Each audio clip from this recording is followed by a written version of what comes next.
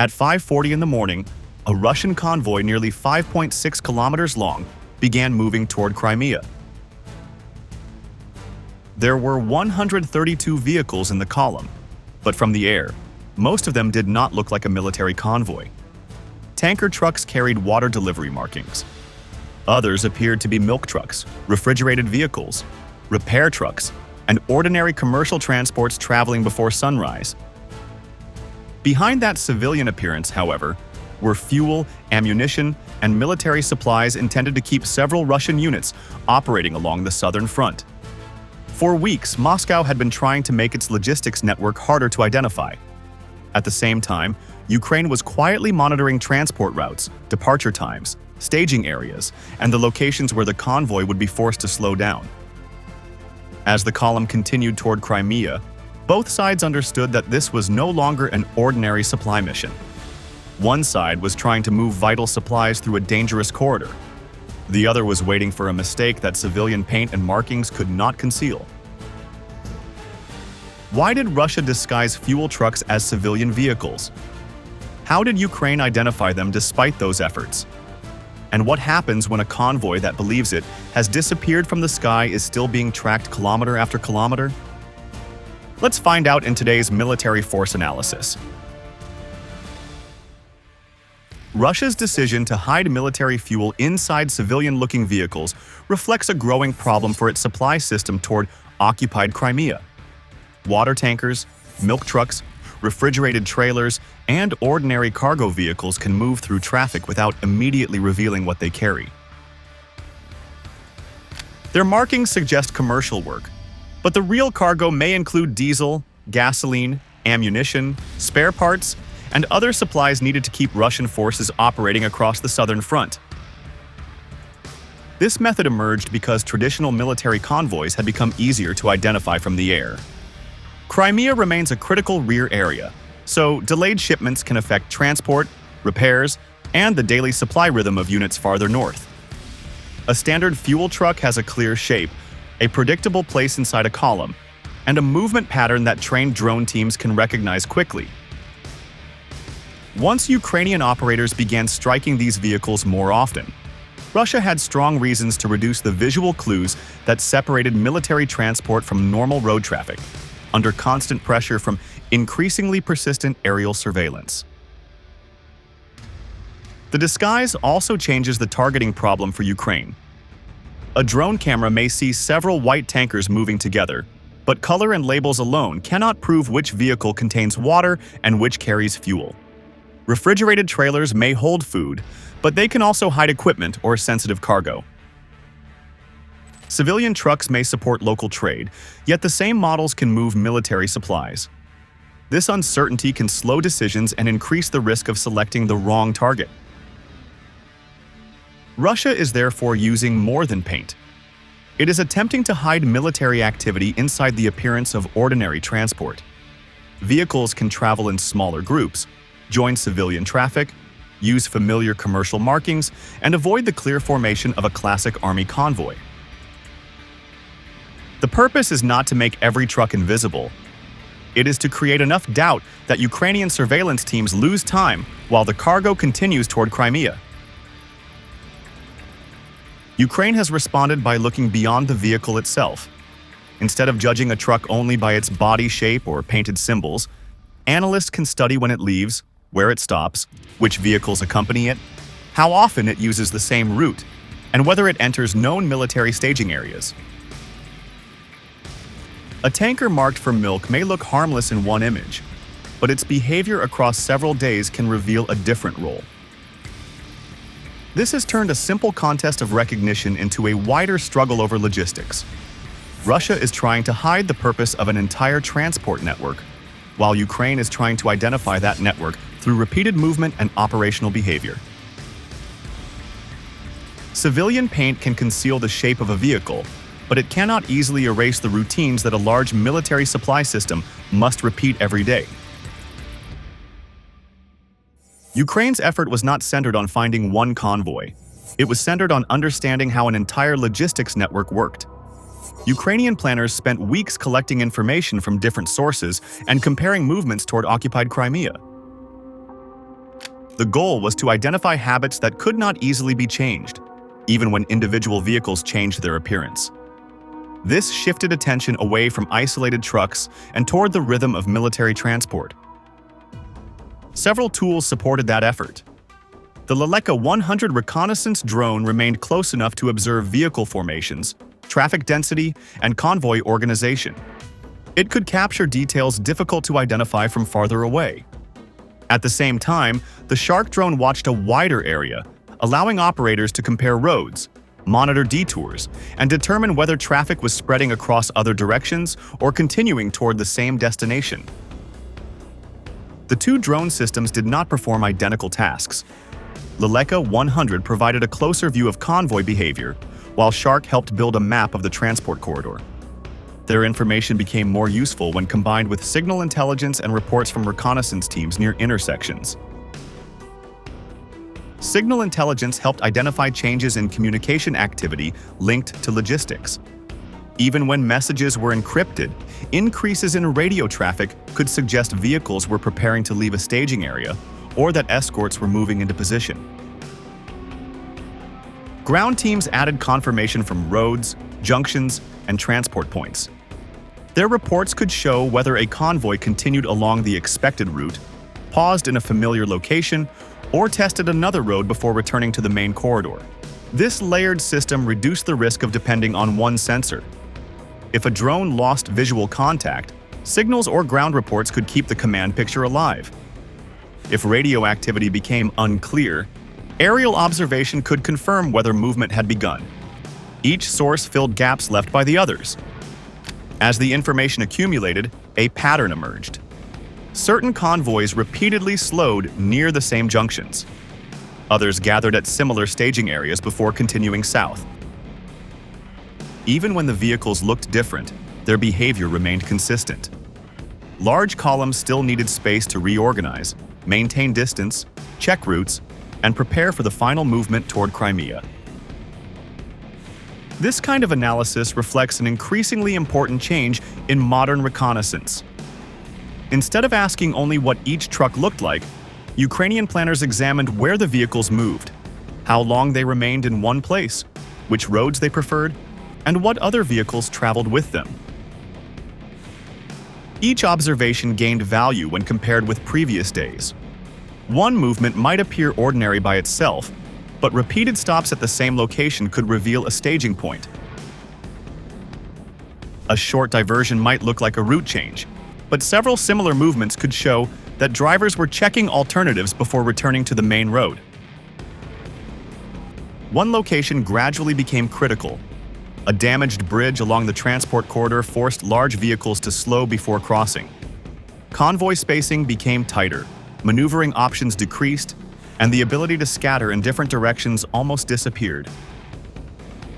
The bridge was valuable not simply because it was damaged, but because it forced the logistics network to behave in a predictable way. Ukrainian planners no longer needed to track every movement over hundreds of kilometers.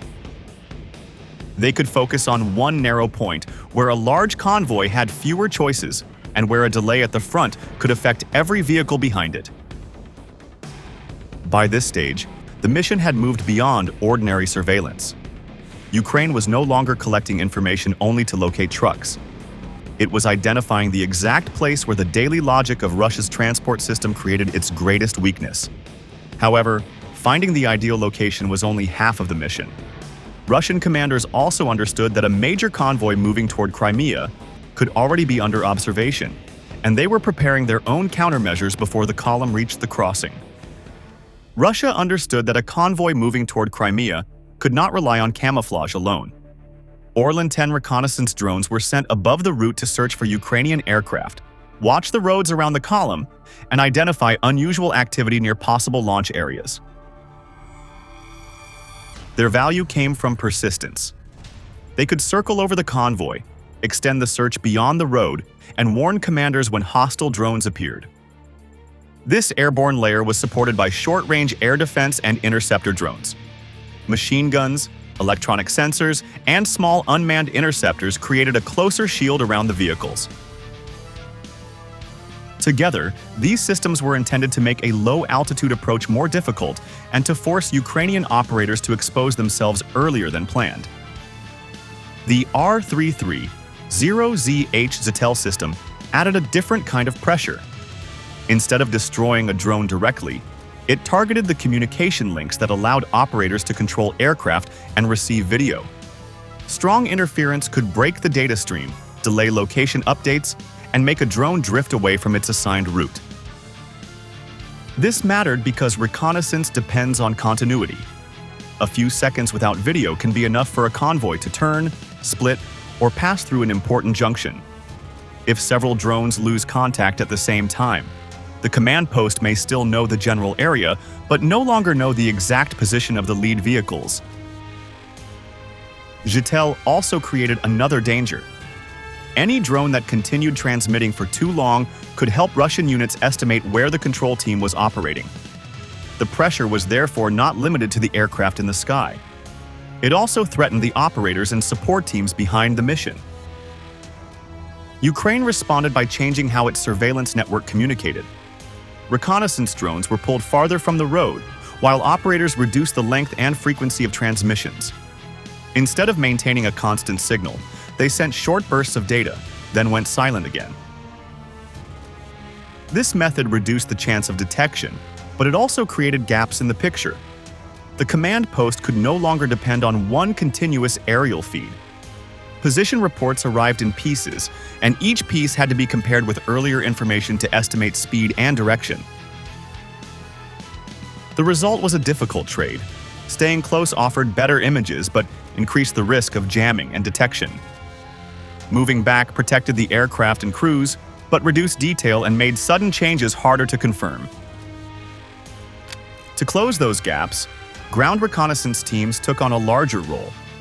Positioned near intersections, road bends, and likely crossing points, they reported changes in speed, convoy spacing, and direction. These teams could continue observing even when the air link was weak or temporarily lost. Their reports were less complete than live drone video, but they gave the command network something equally important: continuity. A short message confirming that the convoy had passed a junction could keep the entire tracking operation alive until aerial contact returned. This created a layered surveillance system. Drones provided range and detail, signal intelligence added signs of movement, and ground teams confirmed what happened on the road. Russia tried to blind one layer at a time, but Ukraine kept replacing lost information with another source. When Russia focused on making the surveillance network blind, Ukraine moved to the next stage. It did not try to win back the entire sky. It prepared to make the Russian defense system look in the wrong direction by exploiting predictable defensive reactions instead of confronting every protective layer directly during the coming operation. Ukraine's next move was designed to manipulate the Russian defense system rather than overpower it. 8 decoy drones climbed into the sky and transmitted strong signals that were easy to detect. They did not try to remain hidden. Their purpose was to create the appearance of a main attack approaching from above and force Russian operators to react. The effect depended on timing.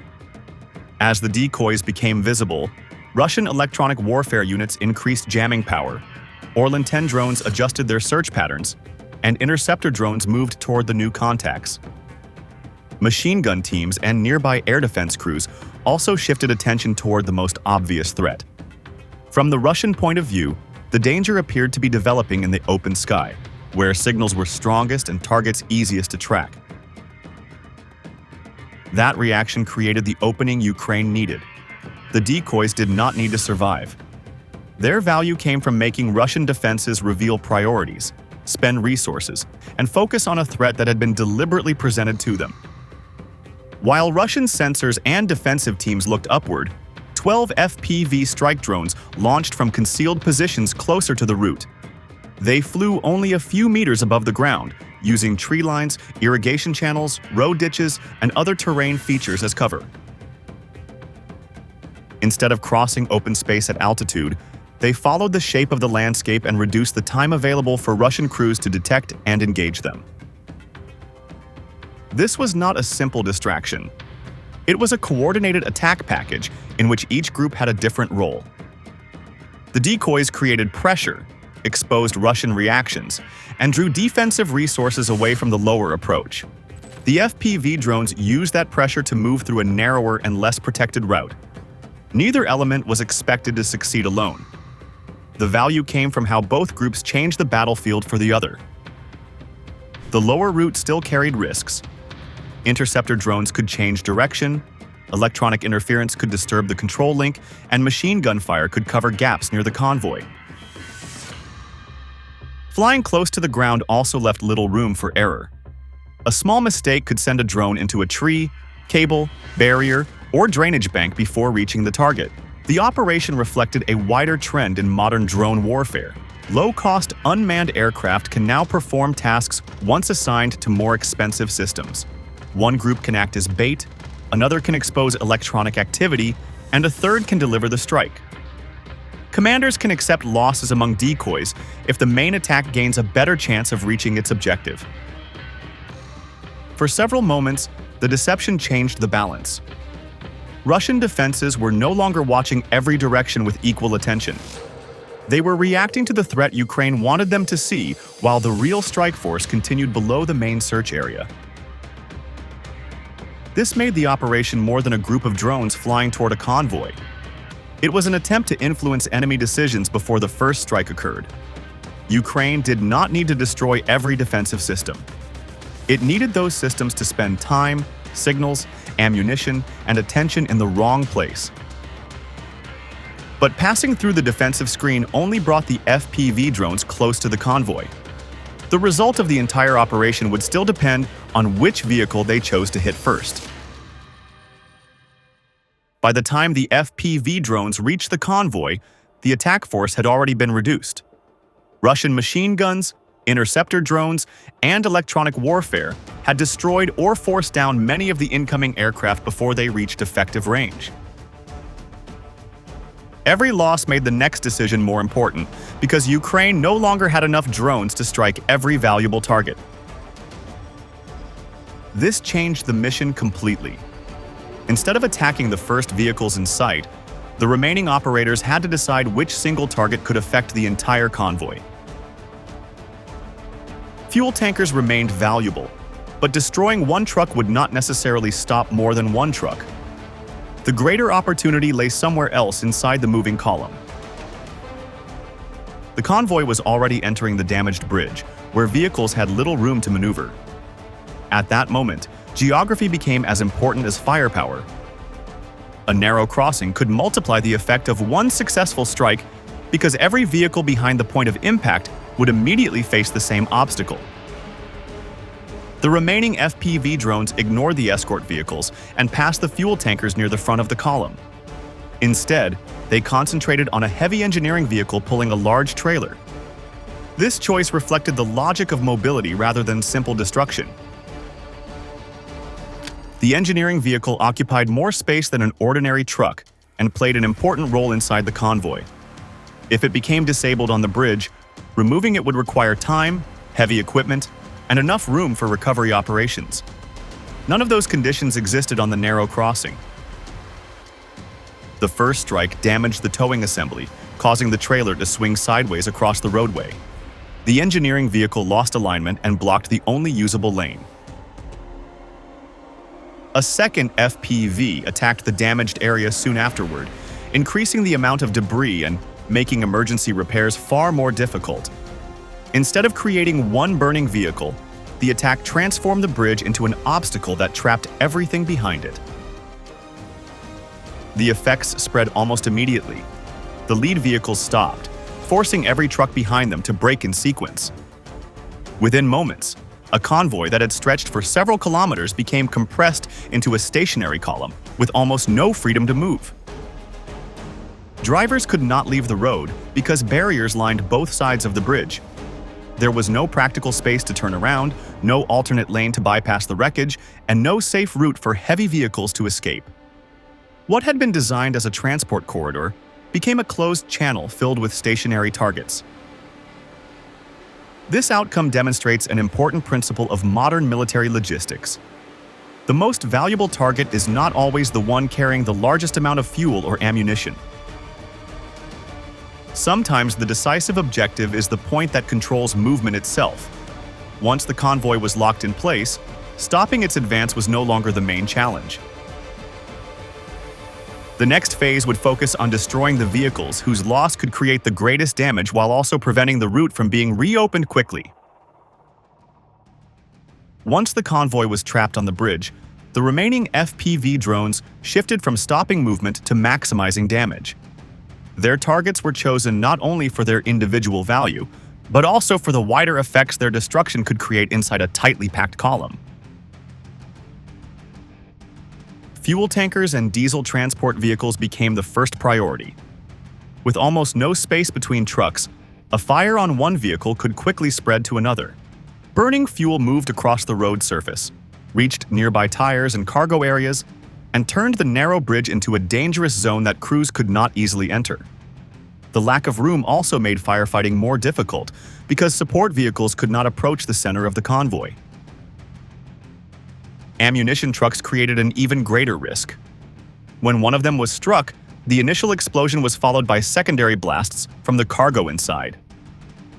These explosions sent fragments across the bridge and damaged vehicles that had not been directly targeted.